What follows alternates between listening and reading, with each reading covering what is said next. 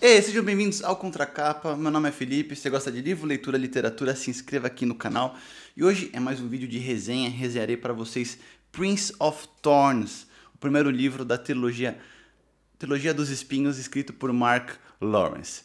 E já de cara, eu tenho que tirar o meu chapéu pro Mark Lawrence, porque ele criou nessa história, ele trouxe para essa história uma coisa que eu nunca tinha visto antes, que é um protagonista que é um sociopata e um sádico.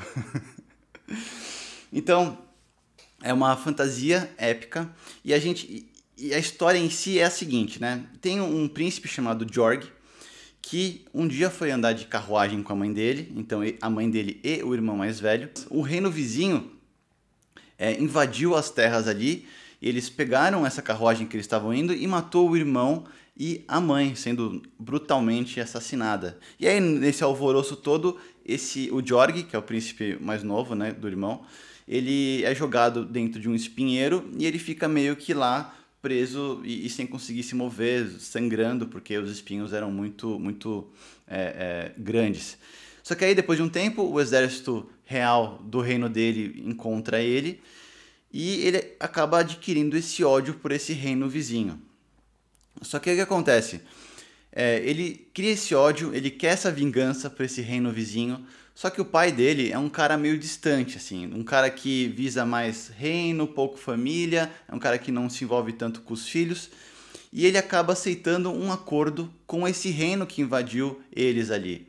Então ele meio que fez um tratado de paz entre os dois reinos. E o Jorg, que é o protagonista, ele acaba tendo aquela ânsia de vingança, mas ele não pode fazer vingança, ele não pode se vingar, sendo que os reinos têm um tratado ali de confiança entre eles. E o que ele faz? Na primeira oportunidade que ele tem, ele consegue fugir para a estrada, atrás de irmãos de estrada, de pessoas em que vão segui-lo para, eventualmente, ali no futuro, ele conseguir se vingar do que ele queria.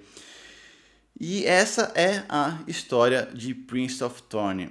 Só que aí, um pouco sobre o Jorg. O Jorg, ele é um menino, depois que acontece tudo aquilo que eu falei sobre a mãe dele e o irmão dele, ele é um cara que vai ficando com muito rancor das coisas. E o ódio vai consumindo o âmago dele e que ele vira uma pessoa muito drástica nas coisas. Então, as coisas têm que ser do jeito que eu quero. Se não for do jeito que eu quero, eu vou dar uma forma de eliminar o que está sendo contra a minha vontade. E isso acontece desde o começo do livro. É um livro que é um livro bem visceral, assim. É um livro muito dark, é uma dark fantasy. Então tudo que acontece desde o começo envolve muito sangue, envolve pescoço sendo degolado, tortura, empurrar de precipício. Então, tipo, a narrativa é em cima disso daí. E a gente vai aprendendo sobre a história do Jorg de acordo com a ocorrência do livro, porque tem capítulos que vão alternando anos. Então, o livro se começa 4 anos após as ocorrências da mãe ser morta junto com o irmão. Então a gente já começa com o Jorg na estrada, meio que já liderando um grupo de bandoleiros, né, de mercenários, irmão de estrada, e a gente já vai vendo as atrocidades que ele faz desde o começo. E aí, intercalando com alguns capítulos, volta 4 anos antes para a gente entender o que se passou para ele estar nessa posição que ele está hoje. O livro em si, a cadência dele é muito rápido. Ele é curioso, esse livro, por quê? Porque, por exemplo, eu cheguei até 50% do livro e, apesar de ter acontecido muita coisa, a gente ter aprendido muito sobre o personagem, a história em si mesmo, se você pedisse para eu resumir um pouco o que aconteceu, eu conseguiria resumir super fácil, porque a história aconteceu muita coisa, a gente aprendeu muita coisa, mas ela não andou tanto assim. A narrativa começa a ficar mais rápida e os acontecimentos vão ficando mais rápidos da metade para frente. O que para mim faz todo sentido, já que esse não é um livro único, né? É uma trilogia dos espinhos, então é uma trilogia chamada Trilogia dos Espinhos. Então tem o Prince of Thorn, que é o primeiro, que inclusive eu não faço ideia porque eles não traduziram o título, né? Porque não é Príncipe dos Espinhos, é Prince of Thorn. Então é Prince of Thorn, King of Thorn e Emperor of Thorn, que é o terceiro livro. Esse é o primeiro, então faz sentido o começo ser uma coisa mais de ambientação, de estruturar a realidade ali pra gente consumir a trilogia inteira. E um ponto sobre a realidade, sobre a construção da realidade, é muito curioso. Por quê?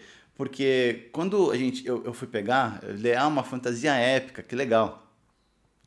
E quando eu comecei a ler, eu achava muito curioso que a cada momento que tinha uma reflexão, a cada momento que ele pensava sobre os filósofos ou sobre as histórias que aconteciam, ele citava ele, eu digo o Jorg, e eu digo ele porque a escrita é em primeira pessoa, então a gente está sempre na cabeça do Jorg. Mas é engraçado que ele sempre cita pessoas da nossa história. Então, por exemplo, ele fala muito sobre Platão, ele fala muito sobre Sócrates, ele fala sobre Shakespeare bastante, até ele fala sobre religiões nossas aqui, desse mundo. E a gente fica ficando, pô, mas como assim, né? E também tem outras coisas, por exemplo, tem nomes muito semelhantes. Quando ele fala sobre igreja, ele fala sobre Roma. A gente fala, ué, ele fala sobre artefato indiano e coisas do tipo. A gente fala, não é possível.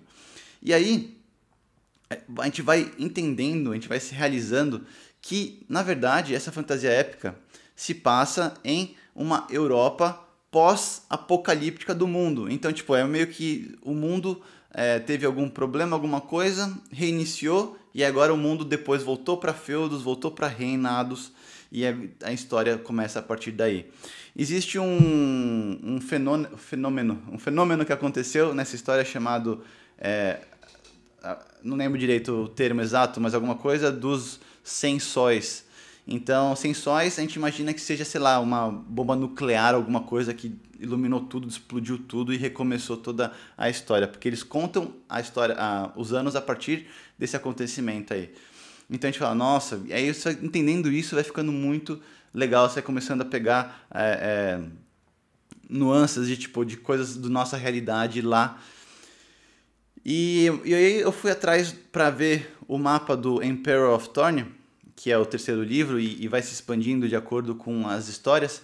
E, nossa, o mapa é muito semelhante à nossa Europa. Quer ver? É assim, ó. Tá vendo? É praticamente a mesma coisa, só muda alguns nomes, algumas coisas.